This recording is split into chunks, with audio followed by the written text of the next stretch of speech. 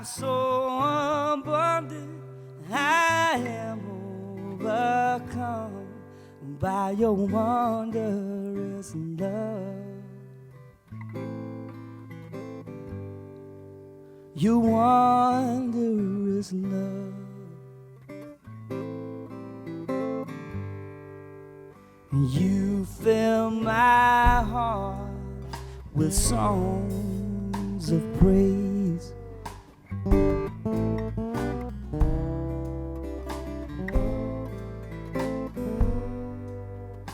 I want to sing them for all of my days. It's your wondrous love. Your wondrous love.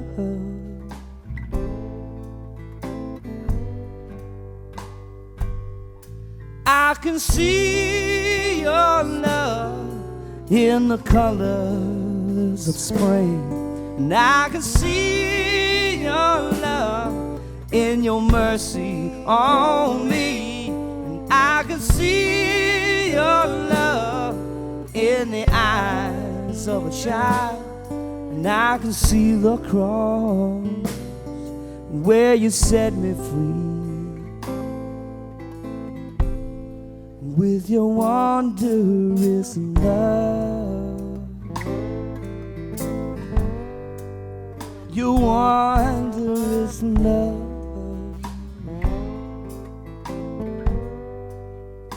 I am in awe, I'm overcome by your wondrous love.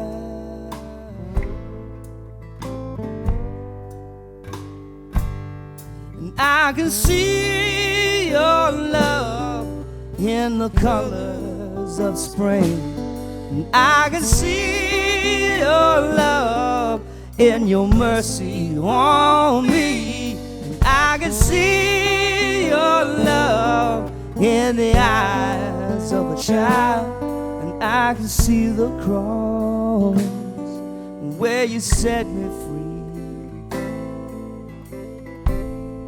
With your wondrous love, your wondrous love, I am in awe, I'm overcome by your wondrous love. Oh, your wondrous love.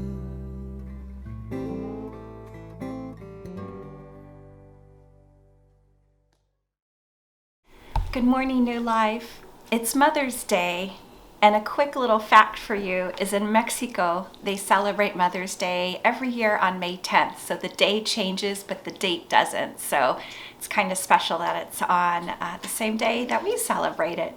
So happy Mother's Day. We're all connected to the word mom in some way. Maybe you are a mom. Maybe you long to be a mom. You have a mom. You had a mom. Maybe you were a mom. Maybe you're a grandmom. But this day also brings mixed emotions as well. And it's not always a happy day for everyone. But I want you to know that you could be rest assured in God's wondrous love. And Spike just sang about that wondrous love for us. I want to tell you about a great opportunity where you can experience God's wondrous love. This Wednesday, we're going to have a time of prayer. It's called the Emmanuel prayer. And Emmanuel simply means God with us. And this is going to be led by Marty. You saw him last week in our video, and he did a wonderful job leading us through that prayer. So this week on Wednesday at 12:30, we are going to meet on Zoom together, and we are going to experience this Emmanuel prayer. So you'll see in the chat box there is a Zoom link. What you can simply do is copy that Zoom link and paste it somewhere in a document or a browser where you can access it.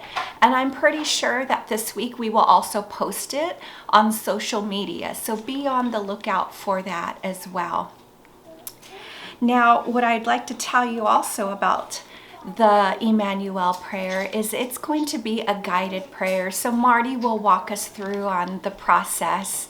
This is open to anyone, so we encourage you to invite your friends to experience this.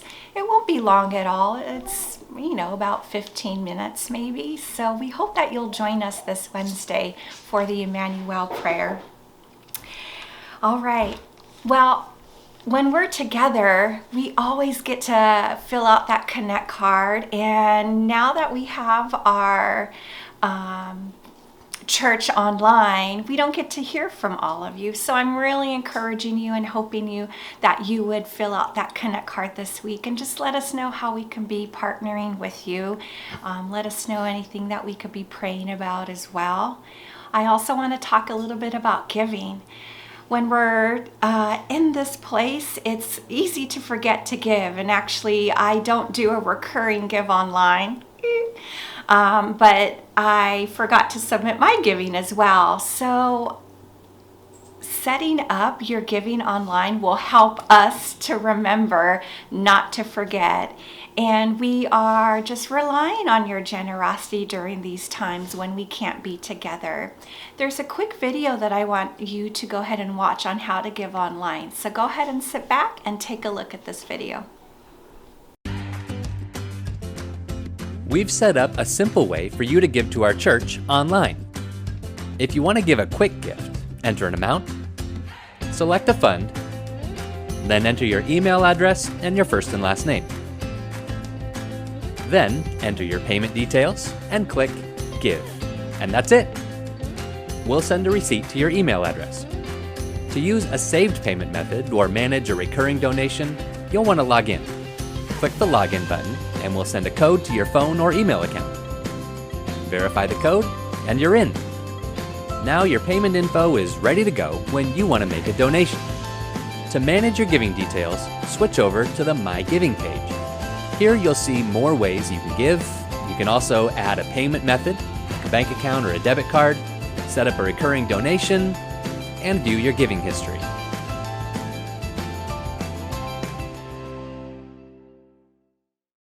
Hey, this is Ron here with another brief update on our 6K run. Listen, we are partnering with World Vision to answer a crying need in our world, and that's the need for clean water. And we are raising funds, even in the middle of this COVID time. We are raising funds to drill a clean water well in some portion of the world where the average person walks approximately 6 kilometers or about 4 miles to get any form of water, and unfortunately sometimes it's even lethal. So COVID is telling us, no, you can't do a 6K run, which is what we wanted to do. But you know what? COVID cannot and should not stop us. We can do something about this. So we're going to do some creative fundraising. So here's what we've done. We've gone to World Vision. We've set up a New Life page. It's set up in the name of our captain, Malia Marshall, so that anybody can donate through her page and it gets automatically credited to New Life. It's all tax deductible and any donation of any size. So now listen, there are 3 ways that you can join in. The first one is, but you have to join in between now and Saturday, May the 16th. So here are the 3 ways. Number 1, you can just donate. You go to the link that you should see on this social media post, and you click the donations button and you can donate any amount, and it automatically gets categorized right and you get a receipt for it. Another thing you can do, instead of running 6K, you can do 6 of anything, maybe strenuous or funny or whatever, and get your friends to sponsor you. Remember the old ice bucket challenge where people would sponsor you for $100 and they could dump a bucket of ice water on your head? Well, it's similar to that. Get your friends to sponsor you to do 6 things. Film yourself doing it. Send the video to them. Send the link to them. And they can hit the donations button and they can donate whatever they have agreed to donate for you. And then last of all, you can challenge 3 friends to do what you're doing, to get their friends to sponsor them, to make a video of them doing 6 whatever things, and so forth and so forth. This can go out as many generations as we want it to, but here are the key things. Number 1, we can do something now. And number 2, let's do it together.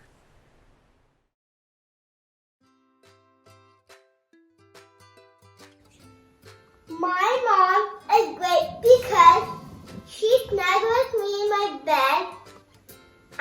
She reads to me, I read to her. I love you, Mom.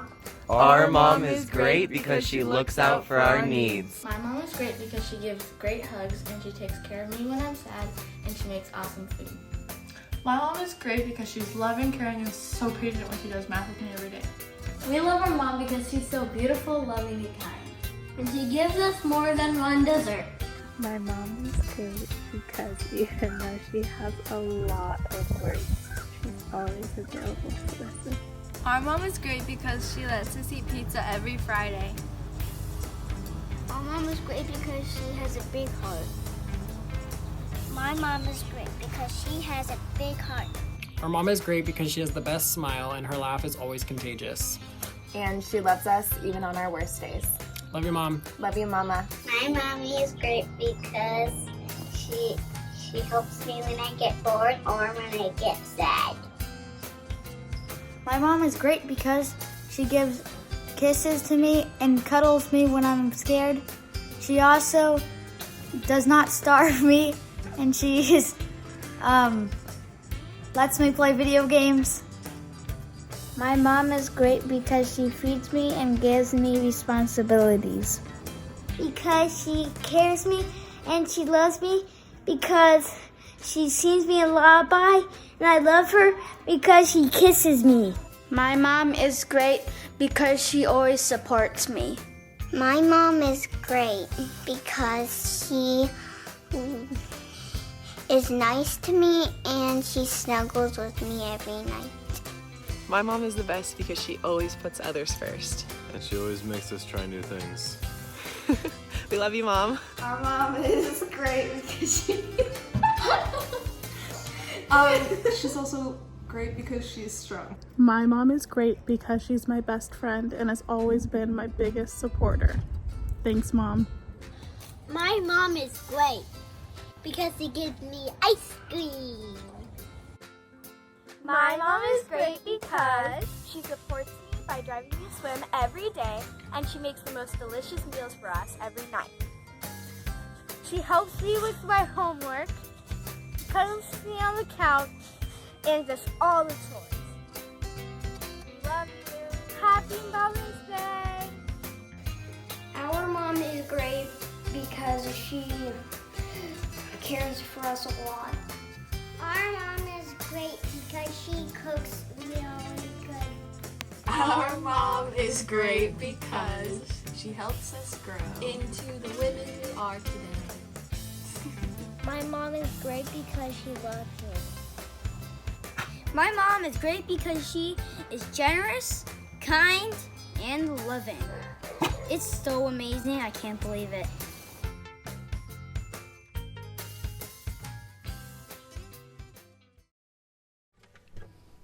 Last week, Ron suggested that we not just survive in this COVID-19 quarantine, but that we could actually thrive, that there was something that we could actually grow in this time.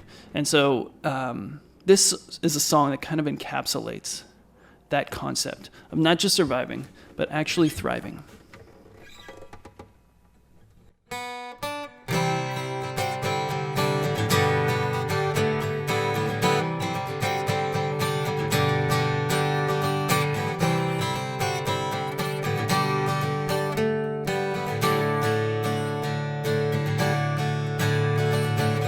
Here in this worn and weary land, where many a dream have died,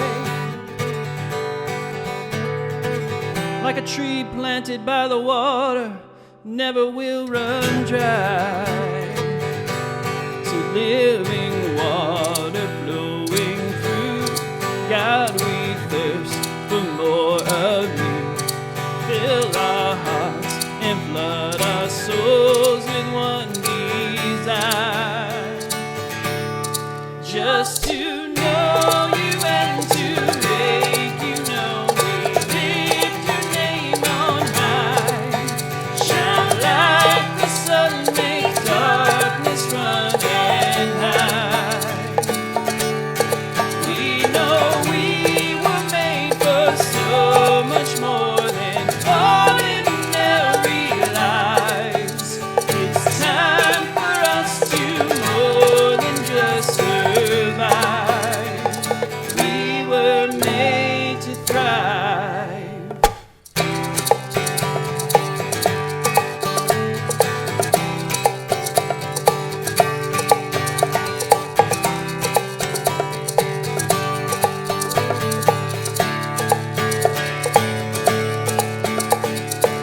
Into your word we're digging deep to know our Father's heart.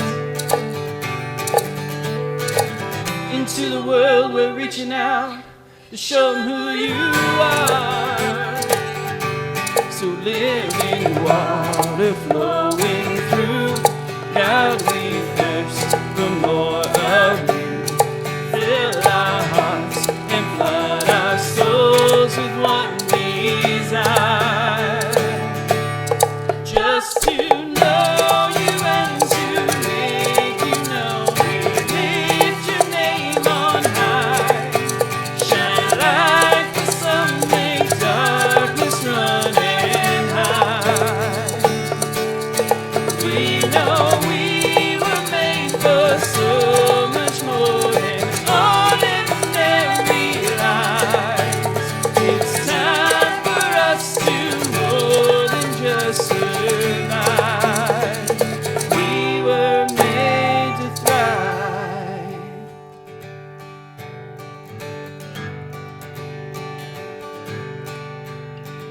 Joy unspeakable, faith unsinkable, love unstoppable, anything is possible. Joy unspeakable, faith unsinkable, love unstoppable, anything is possible.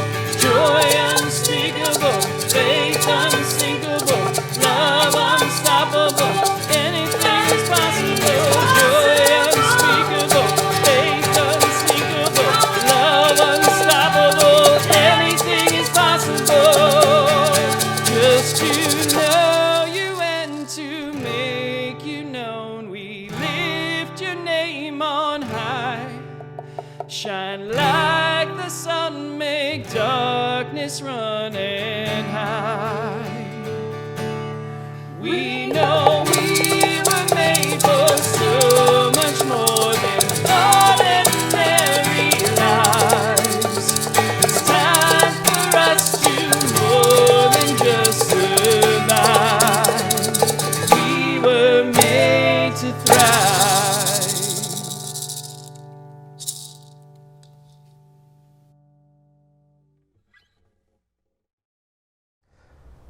Well, good morning, New Life. How are you doing? How's it going for you? It's a give or take for me. Depending on what day you're talking to me, maybe even what moment of the day you're talking to me, I'm having a good time. I'm having hard times. This week in particular, it's been a little tough for me.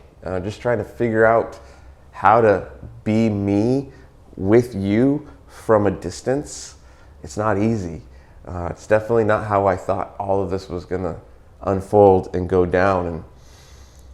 And yeah, I don't know if you've ever noticed this, but have you noticed that sometimes those times in life when you're experiencing pressure, that's the time when things are produced in your life?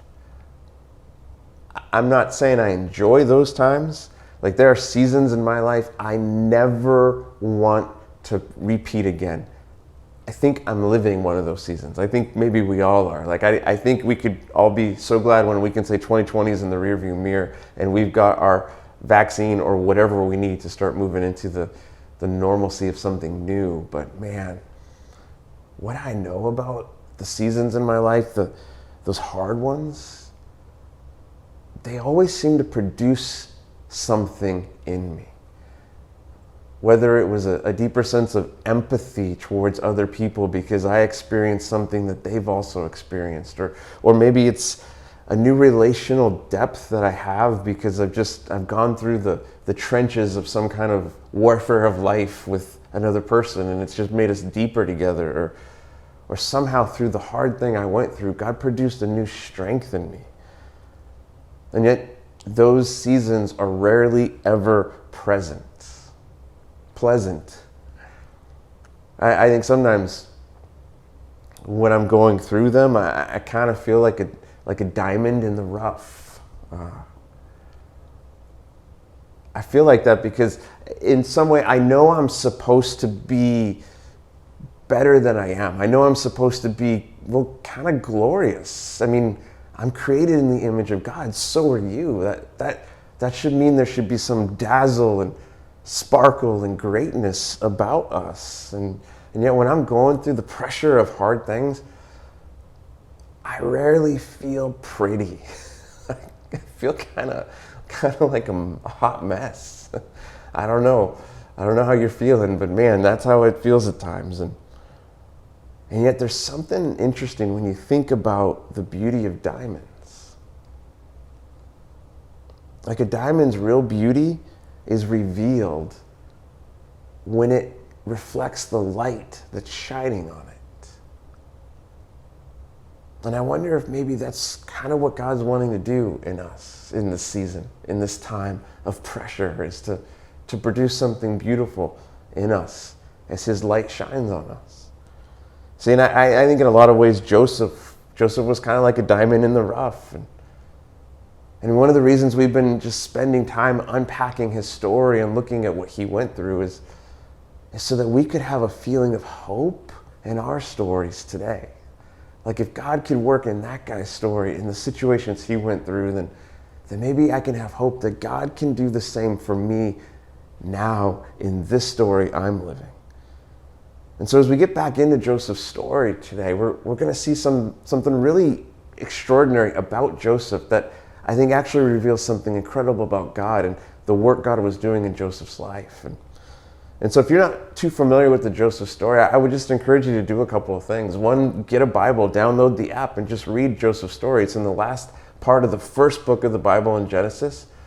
Go see the cartoon that was made several years ago, or catch up on our series. Go listen to the previous teachings to kind of catch up. But Joseph, when we meet him, he's a 17-year-old kid living with a silver spoon in his mouth. Dad's favorite. Older brothers can't stand him because Joseph is kind of taken with himself. He's got these dreams of greatness that were God-given dreams, but in his immaturity, he can't handle them. And he's just kind of flaunting it to his brothers until they say, "We're done with you, little bro." And they sell him as a slave to Egypt. I mean, talk about family dysfunctional dynamics. And so now Joseph is lost to everyone and everything he ever knew and finds himself caught up as a slave living in Egypt and serving for this guy named Potiphar, who was captain of the guard of Pharaoh's palace. And Potiphar's wife took interest in Joseph when Joseph did the right thing and said no, but she spun a story, gets Joseph in trouble, wrongfully accused. Now Joseph goes from being a slave to now a prisoner in the palace prison. And what we saw happen last week is that in that place, God was still at work in Joseph's story. Joseph had this ability as God worked to help explain what dreams meant for people. And he met two of Pharaoh's top aides, and they both have these disturbing dreams. And so Joseph said, "Well, tell me your dreams." He's like, "That's God's business, but I know God, so let me maybe help you." And so they each tell him their dream, and Joseph's like, "Hey, this is really good for one of you and really bad for the other one. One of you, Pharaoh's going to actually kill you, but the other one, he's going to reinstate." And so the one who gets reinstated is Pharaoh's cupbearer, the guy that drinks his cup to make sure it's not poison. And what Joseph asks this guy is, "Hey, would you remember me when you get back to that place? Because I'm not supposed to be here." And yet this is how the chapter ends. It says that Pharaoh's chief cupbearer, however, forgot all about Joseph, never giving him another thought. And man, that's what life can feel like a little bit right now. Like, I just kind of feel like I'm being forgotten. as life is closing in around me. And this is where Joseph was at. And so the next episode, chapter 41, starts, and this is what we see going on. It says, 2 full years later. I mean, catch that. Joseph is forgotten in prison for 2 full years. So 2 full years later, Pharaoh dreamed that he was standing on the bank of the Nile River. And we're told that Pharaoh has kind of 2 dreams back to back, kind of 2 nights in a row, and they involve 7 good things and 7 bad things. So the first dream is 7 really like big cows that are just full of meat and vibrant in life. And then suddenly 7 very sickly cows come up and devour the 7 healthy cows. And he doesn't know what to do with this dream. And the next night he dreams of 7 heads of grain that are just, again, ripe and full. And yet 7 kind of sickly, diseased grain come and swallow up those 7 grain. And so he's confused. He doesn't know what to do. And we're told that the next morning, Pharaoh was very disturbed by the dream. So he called the magicians and wise men of Egypt. And when Pharaoh told them his dreams, no one could tell them what they meant. And so finally, the king's chief cupbearer spoke up. He says, "Today I have been reminded of my failure," he told Pharaoh. He's like, "Oh, I forgot about Joseph." Which, I mean, I don't blame him in some regards. It's not like you want to go up to Pharaoh and say, "Hey, remember that time you were angry and you threw me in prison and you were maybe going to kill me?" You're probably not wanting to bring that up on a daily basis. But suddenly he remembers Joseph can handle dreams and Pharaoh needs help. And so he explains everything to Pharaoh, what happened and how Joseph met him, and everything Joseph explained in that dream came true. And so Pharaoh's desperate right now. No one can help him. He's like, "Okay, go get this guy from prison." So Pharaoh sent for Joseph at once, and he was quickly brought from the prison. And after he shaved and changed his clothes, because you're probably not smelling too good or looking too good, 2 years plus in prison. I mean, it's kind of how we're all starting to look in quarantine right now. I'm hoping that I can get a haircut soon because this is not a good thing for me. And so Joseph gets all groomed to go meet Pharaoh, and he went and stood before Pharaoh. And then Pharaoh said to Joseph, "I had a dream last night, and no one here can tell me what it means. But I have heard that when you hear about a dream, you can interpret it." And so catch this. This is it. This is Joseph's big moment. I mean, the whole movie has been moving towards this moment where he's going to stand before Pharaoh. And so you think like, Joseph, do not blow this moment. This is your opportunity. If there was ever a moment to have your resume ready with all your abilities and skills and assets, and to have all your references ready to go, and to say, "Pharaoh, look, that guy right there, he knows I can do this. Pharaoh, I'm your man." And yet, look at what Joseph does. He says, "It's beyond my power to do this," Joseph replied. And I'm like, "Are you stupid? What are you saying?" And he goes on, he says, "But God can tell you what it means and set you at ease." And see, this is amazing to me, because what Joseph does in this moment defies all our modern, conventional wisdom of self-promotion. I mean, this flies in the face of everything, like fake it till you make it, and just kind of power through it, and one day you'll start to act the way you're supposed to be. Joseph doesn't play any of those games. He just simply says, I actually can't do that, but God can. And if you want, God can help you. Because I think somehow Joseph knew and understood something. I think he understood that the greatest thing he could do in this moment, the greatest thing he could do with his story, is point to the greatest person who was at work in his story. I think Joseph understood that this wasn't a moment to flaunt his own greatness. This was a moment to reflect God's greatness. And so he says, "Pharaoh, I can't do this, but God can. He can set your heart at ease." And so he says, "Tell me your dream." And so Pharaoh lays out all the dreams, and God's at work with Joseph in his story and helps Joseph to understand the meaning of the dream. And Joseph says, "Okay, Pharaoh, here's what's going to happen. So the 7 cows and 7 heads of grain, that represents 7 years of bounty and harvest and plenty. But on the other side of that, there's going to be 7 years of famine and hardship, and it's going to go very bad. So I would recommend that you find someone you could trust who would work really hard in those 7 years to do good, to store grain, to store food, so that Egypt is taken care of in those second set of 7 years." And so Pharaoh hears what Joseph says and seems to come to an agreement with him. He says, that sounds like a great idea. Why don't you do that? And so we're told that Pharaoh said to Joseph, I hereby put you in charge of the entire land of Egypt." And Pharaoh said to him, says to Joseph, "I'm Pharaoh, but no one will lift a hand or foot in the entire land of Egypt without your approval. And then suddenly Joseph goes from the prison to the palace in the blink of an eye, and he's made second in charge of all of Egypt. I mean, this is his redemption moment. And you keep reading in chapter 41, and he finds his wife, and he starts his family, and he starts to live his best life for the next several years in this moment. And yet what's amazing about seeing God in his story in this moment, we suddenly see God's brilliance in Joseph's story. Because here was God at work in his story all along. So Joseph, I'm giving you dreams because I want to do something through your life. And then life takes a dark turn, and Joseph's now sold as a slave. He heads off to Egypt, and he just happens to be purchased by a guy named Potiphar, who's captain of the palace guard. So when things go wrong in Potiphar's house and Joseph is wrongfully accused, he's thrown into prison, but not just any prison. He's thrown into the palace prison, where he now has direct access to some of Pharaoh's closest advisors. And so when we step back and look at this story in this moment, we realize that God was with Joseph every step of the way. God was leading Joseph every single moment closer to his destiny. God was positioning him through every difficult moment so that he would be able to step into his greatness. The greatness that Joseph had first dreamed about when he was a 17-year-old punk living on dad's farm. And see, I think what's so amazing to me, what I love so much about Joseph, one of the things I just appreciate about him is how we see in his story how he held on and held fast to God despite every dark turn that took place.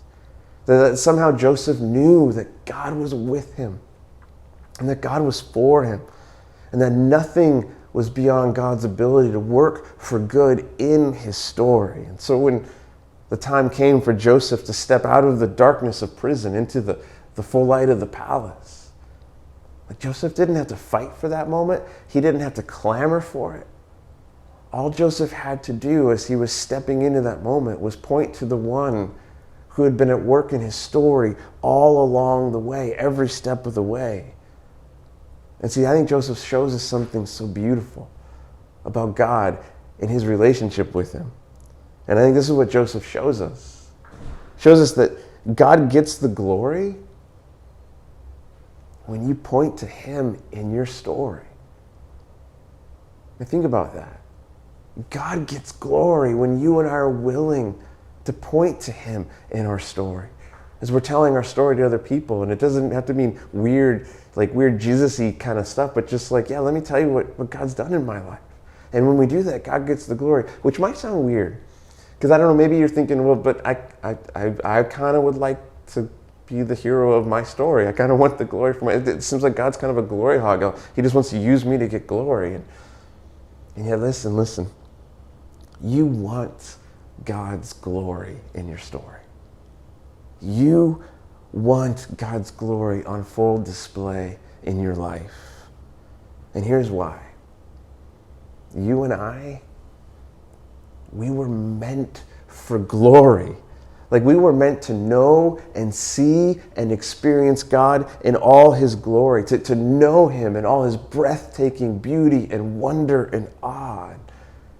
And see, because that's one of the reasons God created us in the first place. He created us in his image to be like him so we could reflect him to the world around us, but so that we could also be in relationship with him and knowing God, like experiencing God, would be our greatest joy in life. Because no thing and no one is as great and glorious as God, which means that the greatest thing God could ever give us is himself. And he made us for him so we could know him. So you know that feeling you get whenever you experience something beautiful or magnificent in life? Like maybe you're driving along the coast and it's evening and the sun is setting. You just have to pull over and take in the epic skyline and something catches in your breath. Or like our family, we've just discovered Sausalito, and so we've done some sheltering in place drives down there just to take in the beautiful vista. And there's something glorious on a clear day when you're looking across the bay and you see the bridges and you see the city in the distance, and there's just something in you that just says, this is so huge. Or maybe it's the time when you just had a really good meal, like Cinco de Mayo. We went and got Elroy's, and I'm telling you, that's the greatest proof of God's existence, that Mexican food exists.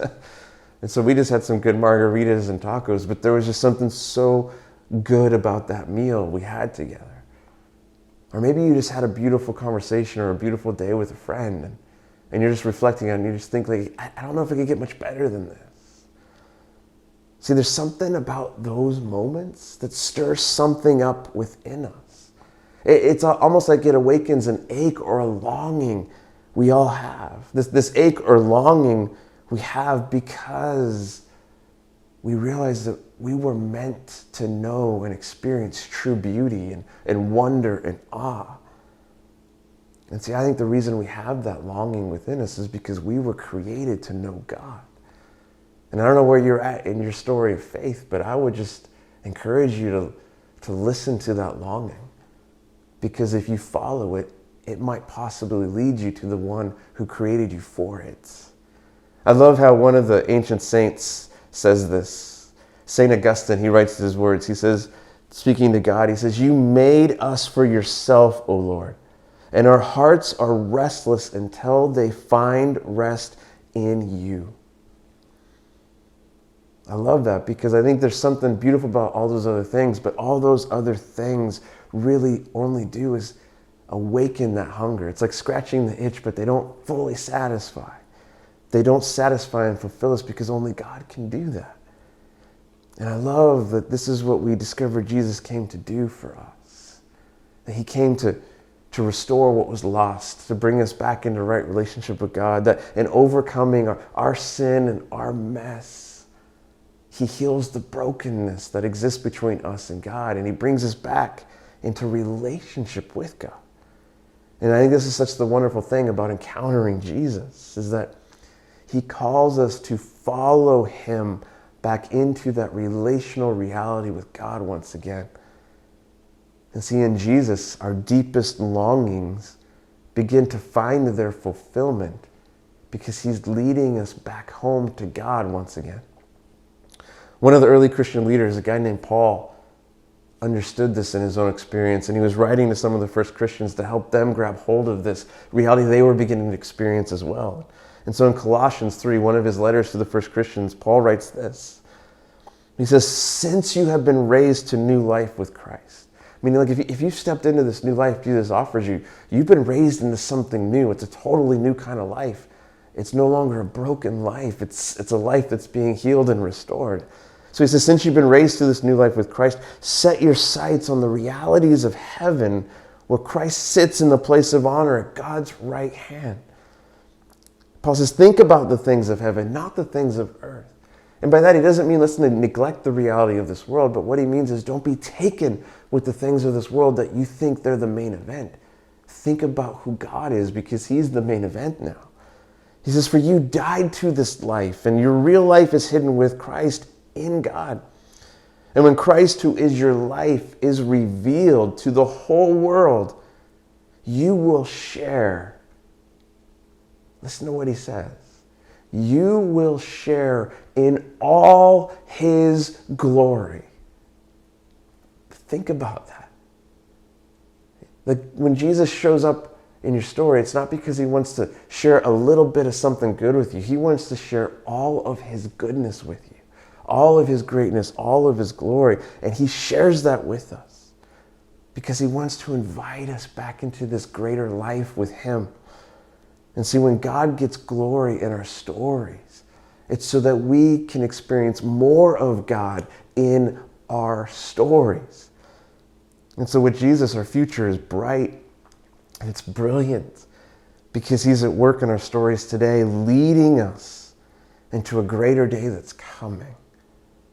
Which means that there's never a time in your story where God's not at work, right where you're at.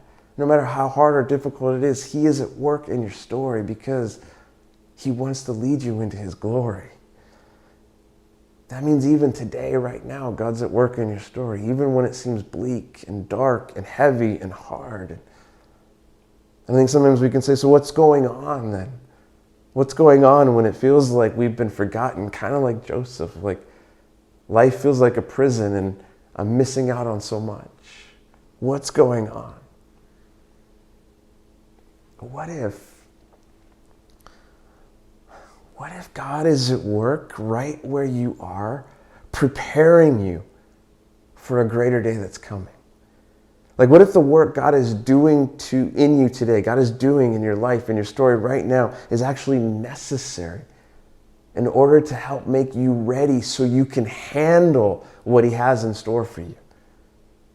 Like, what if today's pressures are our opportunities to partner with God as He prepares us for tomorrow's joy? Think about that. See, this is, I think, what we understand now looking at Joseph's story. Like, when we first meet Joseph, there is no way he could handle what God has for him. And when we meet him in Genesis 37, he's a 17-year-old kid, and he's got dreams of greatness, but he wouldn't know how to handle that. Can you imagine if God took him at 17 and made him second in charge of all of Egypt? He'd probably ruin it because he wasn't ready for it. He wasn't developed for it. And yet over the next 13 years of his story, God is going to go on a journey with Joseph, and He is going to refine him and prepare him for his future. And every step of the way in those 13 years, there was never a moment when God was not with Joseph. He was with him on the way to Egypt. He was with him in Potiphar's house. He was with him as a slave. He was with him as a prisoner. And through it all, Joseph had a simple choice. Is he going to keep leaning into God? Is he going to keep trusting God, even when it was hard and it didn't make sense? And in so many ways, Joseph was like a diamond in the rough that God was preparing for a glorious future. And diamonds are made beautiful through the pressure they go through. And when the time was right, Joseph's beauty was revealed as he reflected the light that was shining on him, the goodness of God that was always at work in his story, shining on him his whole life. So let me ask you something. What's the bright future that God has for you? That maybe even right now God is preparing you for? What's that bright future? And you know what's great about that question? You don't have to know the answer to that question. Like Joseph didn't. He had no clue what was going. He didn't know the answer to that story. He didn't know how his story was going to unfold. But what he did know was that God was with him every step of the way. And that was enough. That was enough for Joseph to continue trusting God, to trust Him enough to be faithful in the hard times with the small things God set before him. See, Joseph gave his best in every part of his story. When he got to Potiphar's house as a slave, he gave his best to Potiphar, and he rose to the top in that context. And then when that went south and he was wrongfully accused and threw in a prison, Joseph gave his best to the warden. I mean, he could have been bitter. He could have just sat in the dark and wallowed. No, he gave his best because he was going to be faithful to what God put in front of him. And then he gave his best to his fellow prisoners, even when he was forgotten for 2 full years. Joseph still gave his best. So what are the small things that God has set before you right now in the midst of this hard time, in the midst of this season we're all going through? What are those things that are your opportunity to be faithful to who God wants you to become? The way you're treating the people around you, the way you're seeking to throw joy on the internet instead of fear, the way you're seeking to walk with others and encourage them to reach out to other people. What are those small things? Because what if those small things are your opportunities to partner with God today as He's preparing you for tomorrow's joy? And what if in being faithful to those small things is how God is going to refine you and prepare you for the greater things He has for you? See, you and I, friends, we're God's work in progress. It's why we're told that we are God's masterpieces, created new in Christ Jesus, because God has things for us to do in this world. And just like diamonds are made under the pressure, this season is your opportunity to partner with God as He prepares you for tomorrow's joy. And just like diamonds shine brightest in the sun, your true beauty is always revealed by the light that's shining on you. And God is shining His light on you today. So maybe we can learn from Joseph that just because it's a hard time doesn't mean it's not a time to let God do something in us. And so if you're struggling today, I get it. Oh, I get it. I am too. And yet the hope that you and I have is that God is at work now because He has greater things for us to come. And I don't know how this pandemic's going to unfold. I don't know what the next months or the rest of this year are going to look like. But if you and I will stay faithful to Him, if we will trust Him, if we will hold on and we'll step up to the small things He has right now, we're going to see the incredible things He wants to do in us as individuals, in us as His church, in our city, in our county, in this coming year, and the years to come. And so I want to pray for you. I want to pray a prayer that God gave to ancient Israel, to the leaders in that time, to pray for their people. It's a prayer of blessing. And so I don't know if you've ever received a prayer blessing, but it's when somebody chooses to pray something good over your life and you just adopt a posture of wanting to receive it. And so whatever that looks like, open your arms in this moment. But let me pray these words for you, because I believe that God has good for us, even in the midst of the hard things. And so here's my prayer of blessing for you today from Numbers chapter 6. May the Lord bless you and protect you. And may the Lord smile on you and be gracious to you. And may the Lord show you His favor and give you His peace. Oh, that promise of peace that surpasses all understanding, that guards our hearts and minds in Christ Jesus.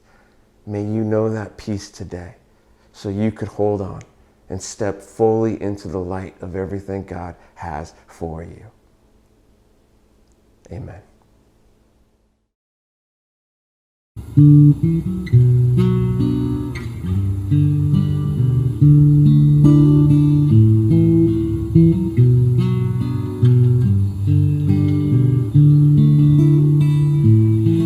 were reaching through the storm, walking on water, even when I could not see. In the middle of it all, when I thought you were 1,000 miles away, not for a moment did you forsake me. Not for a moment did you forsake me. And after all, you are constant. And after all, you are only good. And after all, you are sovereign.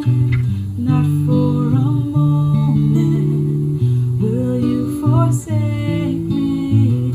Not for a moment will you forsake me.